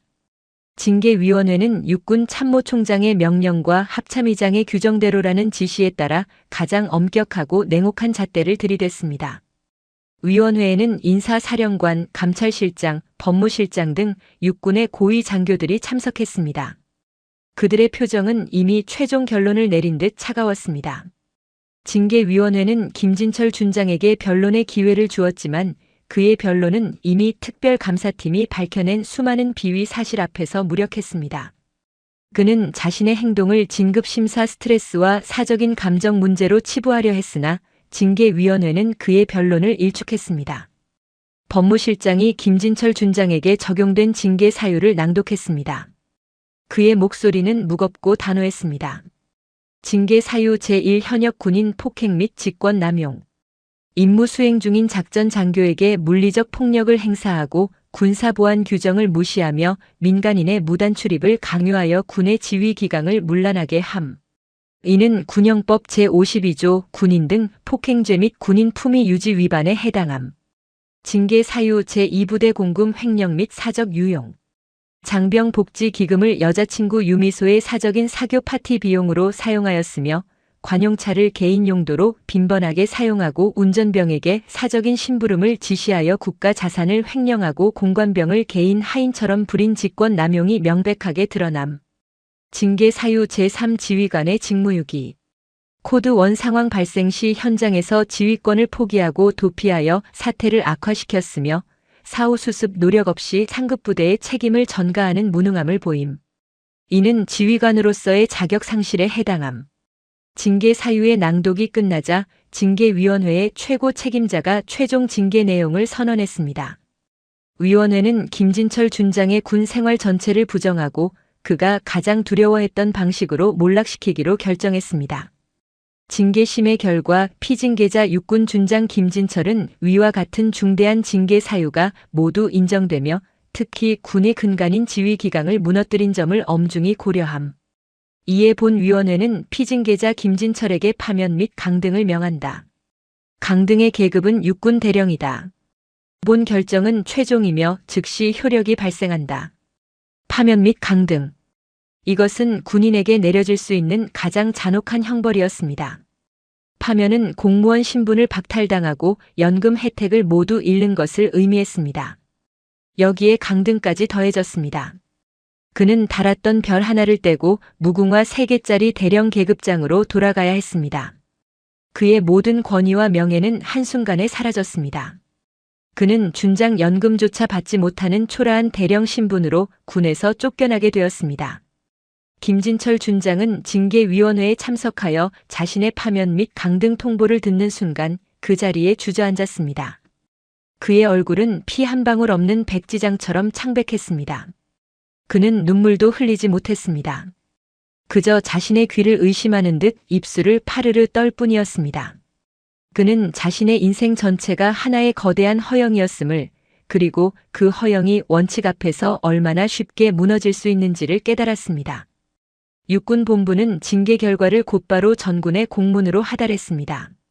공문에는 제12보병 여단장 김진철 준장의 지휘기강 문란 및 현역 군인 폭행 등 비위 사실로 인한 파면 및 대령 강등 결정이라는 내용이 명확하게 적시되었습니다. 이 공문은 군 전체에 큰 충격을 주었습니다. 고위 장교의 사적인 일탈이 군의 시스템에 의해 얼마나 철저하게 단죄될 수 있는지를 보여주는 사례가 되었습니다. 김진철 준장은 징계 결정 후 사령부 건물 밖으로 나와 햇볕 아래에 섰습니다. 그는 군복을 벗고 일반 사복을 입은 자신의 모습을 상상할 수 없었습니다. 그는 군복이 곧 자신의 몸의 일부였고 계급장이 자신의 영혼이었기 때문입니다. 하지만 이제 그 모든 것을 강제로 벗어야 했습니다. 그의 몰락은 단순히 개인의 비극이 아닌 군이라는 거대한 조직이 스스로 정화작용을 시작했음을 알리는 신호탄이었습니다. 그가 그토록 원했던 별은 영원히 그의 손이 닿지 않는 곳으로 사라졌습니다. 그의 군 생활은 가장 비참한 방식으로 종말을 고했습니다. 김진철 준장이 파면 및 강등 처분을 받자 그의 여자친구였던 유미소에 대한 사법 처리도 속도를 냈습니다. 유미소는 폭행 사건과 김진철 준장의 공금 횡령 비위 사실에 깊숙이 연루되어 있었기 때문입니다. 군은 그녀의 폭행 혐의를 민간 검찰로 이첩했습니다. 이미 합참의장의 딸을 폭행하고 여단장의 직권을 남용하게 만든 민간인이라는 사실 자체가 검찰에게는 부담스러운 사건이었습니다. 유미소는 자신의 사회적 지위와 미모가 법정에서도 통할 것이라고 오판했습니다. 그녀는 남은 돈을 긁어 모아 변호사를 선임하려 했지만 이미 김진철 준장의 몰락과 함께 그녀의 계좌는 동결되었고 그녀의 사회적 인맥들은 그녀를 철저히 외면했습니다. 그녀와 함께 사교 모임을 즐기던 상류층 여성들은 그녀가 군인의 기강을 무너뜨린 천박한 여자라는 소문과 함께 그녀를 손절했습니다. 그녀는 하루아침에 모든 것을 잃은 고립된 존재가 되었습니다. 민간 법원에서 열린 1심 재판에서 유미소는 폭행 혐의에 대해 유죄를 선고받았습니다. 법원은 피해자 한지민 중위의 명확한 진술과 위병소 CCTV 영상이라는 명백한 증거, 그리고 피고인이 반성의 기미가 없다는 검찰의 구형을 모두 받아들였습니다. 하지만 판사는 그녀가 초범이라는 점과 이미 남편이었던 김진철 준장이 군에서 몰락하여 사회적 처벌을 받았다는 점을 일부 참작했습니다. 피고인 유미소에게 징역 10개월에 집행유예 2년, 벌금 1,000만 원 및 사회봉사 120시간을 선고한다. 유미소는 감옥에 가지 않았습니다. 그녀는 안도의 한숨을 내쉬었지만 군은 그녀에게 가장 치명적인 제재를 가했습니다. 육군본부는 판결 직후 전군에 공문을 하달했습니다. 민간인 유미소 씨는 현역 군인 폭행 및 군 기강 문란 사유로 전군 모든 부대 및 군 관련 복지 시설 일체에 대한 영구 출입 금지를 명함. 이 공문은 유미소에게는 사형 선고와 다름없었습니다. 그녀가 그동안 자신의 권력을 과시하고 특권을 누리던 모든 공간, 즉 군인 아파트, 군마트, 복지회관, 심지어 군 관련 병원과 시설까지 영원히 출입할 수 없게 된 것입니다. 그녀는 자신이 여왕으로 군림했던 그 세계에서 영원히 추방되었습니다. 유미소는 자신이 군에 의해 완전히 차단되었다는 사실에 절망했습니다. 그녀가 누리던 모든 특권, 그녀의 사회적 지위를 지탱하던 모든 기반이 순식간에 무너졌습니다. 그녀는 김진철 준장에게 마지막으로 연락을 시도했습니다. 이미 파면 및 강등 처분을 받은 김진철 준장은 그녀의 전화를 받지 않았습니다. 그는 그녀를 자신의 모든 불행의 근원으로 여기며 철저히 외면했습니다. 여단장 김진철 준장이 파면 및 강등 처분을 받은 후 제12보병 여단은 마치 태풍이 휩쓸고 간 듯 기묘한 고요함에 휩싸였습니다. 새로운 여단장이 부임하기 전까지는 참모장이 지휘를 대리했고 부대 전체의 분위기는 규율과 원칙을 강조하는 방향으로 급격히 바뀌었습니다. 장병들은 여단장의 권위보다 한지민 중위가 보여준 원칙의 힘에 더 큰 경외심을 갖게 되었습니다. 폭행 사건으로 인한 부상으로 병가를 냈던 한지민 중위는 3주간의 회복 기간을 마친 후 부대로 복귀했습니다. 그녀의 어깨는 완전히 회복되었지만 그녀가 남긴 상흔은 부대 전체의 기강에 깊게 새겨졌습니다. 부대원들은 그녀를 이전과는 완전히 다른 시선으로 바라보았습니다. 그녀는 더 이상 합참의장 딸이라는 배경으로만 여겨지지 않았습니다. 그녀는 지휘관의 불법적인 폭력과 지시를 원칙으로 단죄한 장교라는 새로운 상징이 되었습니다. 새로 부임한 여단장 이 소장은 그녀를 부대의 핵심 장교로 대우했습니다. 그는 한지민 중위에게 극도로 정중했으며 그녀의 의견을 가장 먼저 청취했습니다. 여단 참모들은 물론 위병소 근무부사관인 김 상사조차 그녀를 존경의 눈빛으로 바라보았습니다.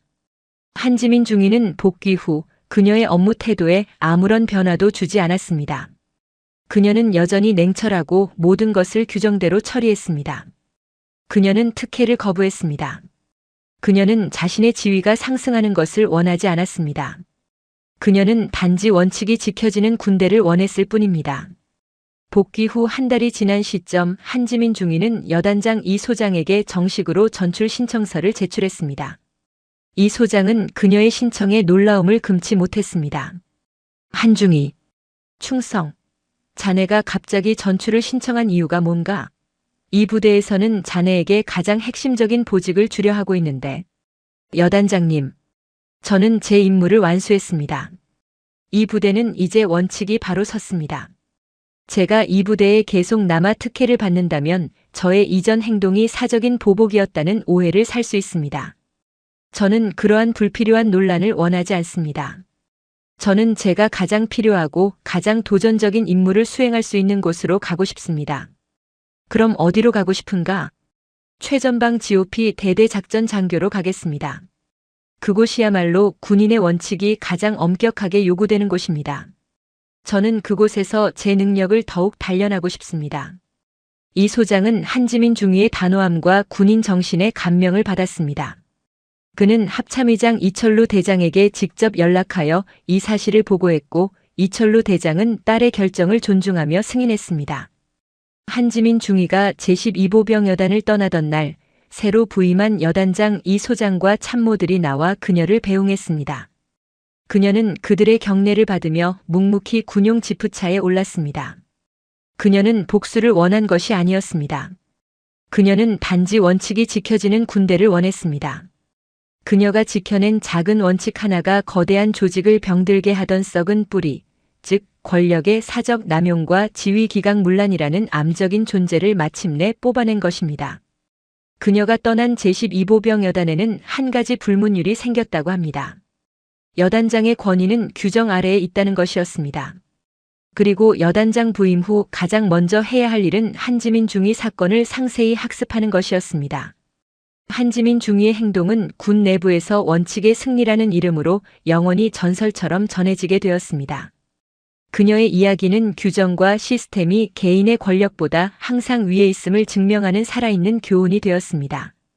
그녀는 자신이 지켜낸 군대, 즉 정의로운 시스템을 뒤로하고 새로운 전장으로 향했습니다. 김진철 준장의 파면 및 강등 사건은 제12보병여단은 물론 육군 전체에 김진철 여파라는 이름으로 깊은 트라우마를 남겼습니다. 특히 고위 장교들은 자신의 사생활과 공적 업무 사이의 경계를 다시 한번 엄격하게 점검하기 시작했습니다.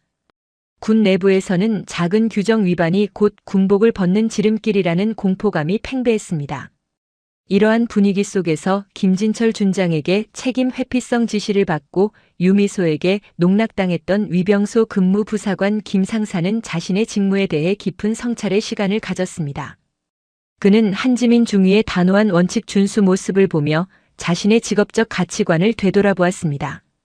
그는 김진철 준장의 권위 앞에서 비굴하게 굴었던 자신의 모습을 부끄러워했습니다. 사건 후 김 상사는 위병소 근무의 태도를 완전히 바꾸었습니다.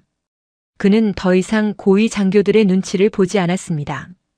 그는 출입 규정을 더욱 철저하게 숙지하고 상급자라도 규정을 위반할 경우 단호하게 통제하는 진정한 위병소 근무 부사관으로 거듭났습니다. 그의 변화는 다른 부사관들에게도 영향을 주어 여단 전체의 부사관들이 규정과 원칙을 최우선으로 여기는 풍조가 생겨났습니다. 하지만 김 상사의 변화는 그에게 징계라는 대가를 치르게 했습니다.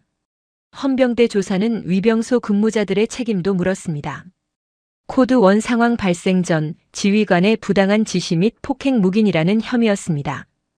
김 상사는 징계위원회에 회부되었습니다. 김 상사. 귀관은 여단장의 부당한 지시와 폭행이 임무 수행 중 발생했음에도 즉시 상급부대나 헌병대에 보고하지 않고 묵인했습니다. 귀관의 책임은 무엇이라고 생각합니까? 충성. 면목이 없습니다. 저는 여단장님의 권위에 눌려 규정대로 행동하지 못했습니다. 제 목숨을 걸고 원칙을 지킨 한지민 중위의 모습을 보고 제가 얼마나 나약한 군인이었는지 깨달았습니다. 저는 모든 징계를 달게 받겠습니다. 다만 앞으로 저는 어떤 지시에도 규정과 원칙을 최우선으로 하는 군인이 될 것임을 약속드립니다. 김 상사는 자신의 잘못을 인정하고 자신의 임무를 묵인한 것에 대한 징계를 받았습니다. 그는 근신 처분을 받았지만 이는 그의 군 생활을 끝내지는 않았습니다. 그는 징계를 통해 더욱 단단하고 원칙적인 부사관으로 거듭났습니다. 그의 이야기는 지휘관의 불법적인 명령에는 복종하지 않을 용기의 중요성을 부사관들에게 일깨워주는 중요한 사례가 되었습니다. 한편 파면 및 강등 처분을 받은 김진철 준장은 민간인 신분으로 돌아갔습니다. 그는 자신의 모든 사회적 인맥과 재산을 잃었습니다. 그는 군복을 벗고 일반 사복을 입어야 했지만 그의 몸은 여전히 군인의 습관과 권위의식에 젖어 있었습니다. 그는 자신이 누리던 모든 것이 사라졌다는 사실을 받아들이지 못하고 현실을 부정했습니다. 그의 파면 소식은 언론에는 크게 보도되지 않았지만 군 내부와 고위 공직자 사회에서는 엄청난 화제였습니다. 합참의장 딸을 건드린 준장의 몰락이라는 소문은 삽시간에 퍼져나갔습니다. 김진철은 자신의 모든 과거가 규정대로 파헤쳐지면서 자신의 모든 부끄러운 행위가 세상에 드러났다는 사실에 극심한 정신적 고통을 겪었습니다. 그는 고독하고 비참한 나날을 보내야 했습니다. 그의 몰락은 단순히 계급을 잃은 것이 아니라 그의 존재 자체가 사회적으로 소멸되는 것과 같았습니다. 김진철 준장의 파면 및 강등 사건은 육군 전체의 감사 시스템과 인사체계의 구조적인 변화를 가져왔습니다. 사건을 담당했던 감찰실장과 법무실장은 합참의장의 규정대로라는 지시를 통해 군의 고위직 비위를 척결할 수 있다는 자신감을 얻었습니다. 그들은 이 사건을 계기로 지휘관의 직권 남용 및 공금 횡령에 대한 감찰 기준을 대폭 강화했습니다. 육군본부는 지휘관 청렴도 평가 시스템을 도입했습니다. 이 시스템은 지휘관의 개인 관용차 운행 기록, 판공비 집행 내역, 그리고 공관병의 근무 만족도 등을 익명으로 조사하여 지휘관의 청렴도를 평가하는 방식이었습니다. 특히 공관병의 근무 환경 개선에 집중했습니다. 김진철 준장이 공관병들에게 사적인 심부름을 시키고 유미소의 개인 심부름을 묵인했던 사실은 군 내부에서 큰 논란을 일으켰기 때문입니다. 김진철 준장의 사건은 군의 규정과 도덕성이 무너질 때 어떤 결과를 초래하는지 보여주는 명확한 사례단. 이제부터 지휘관의 개인적인 일탈은 군의 명예를 실추시키는 중대한 범죄로 간주된다. 우리는 작은 불씨가 큰 불이 되는 것을 막아야 한다. 이러한 시스템 변화는 고위 장교들의 사생활에 직접적인 영향을 미쳤습니다. 장교들은 더 이상 부대 공금을 사적인 용도로 사용하는 것을 엄격하게 피했습니다.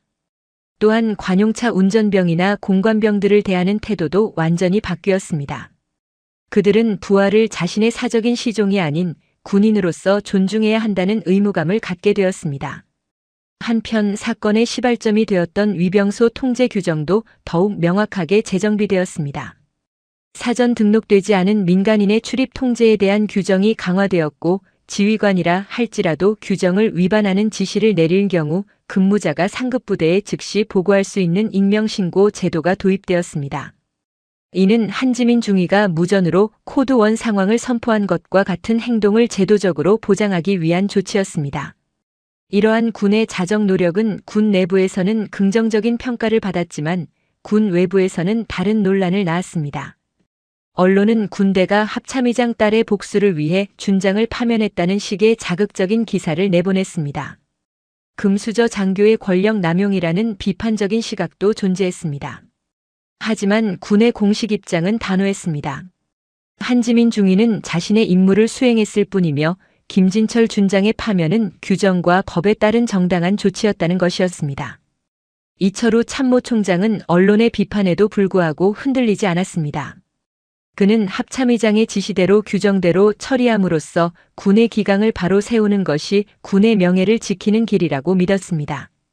김진철 준장의 몰락은 개인의 비극이었지만 군 전체에는 긍정적인 파급 효과를 가져왔습니다. 군은 이 사건을 통해 스스로의 도덕적 기준을 높이고 지휘관의 권위가 아닌 시스템의 권위를 최우선으로 하는 조직으로 한 단계 도약하는 계기를 마련했습니다.